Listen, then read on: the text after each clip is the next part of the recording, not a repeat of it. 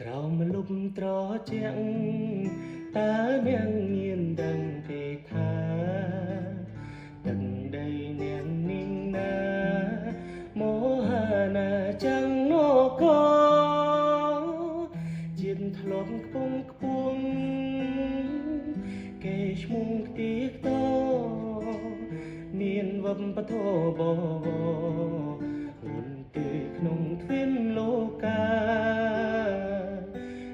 ជាចំរៀងច្រៀងចេញពីបេះដូងពិតកលបុតទាំងឆ្ងាយចិត្តត្រូវចាំប្រវត្តិសាវតាបើខ្មែរបែកបាក់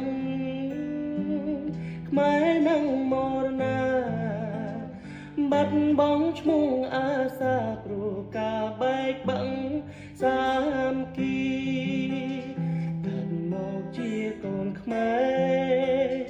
យើងមានមោទនភាពជ្រកនៅក្រោមលំទង់ជាខ្មែរដ៏អបរបីរយលានស្នាមញញឹមរយលានចិត្តភក្តីផ្ដើមចេញជាថ្មីគឺខ្មែរយើងជាខ្មែរតែមួយរាំងសាថែសន្តិភាពមានហើយកុំប្រែស្នាមញញឹមកូនខ្មែរដឹងជុំនៅក្នុងអរាជាតិសុខសាន្តហើយកុំឡើយប្រេះឆា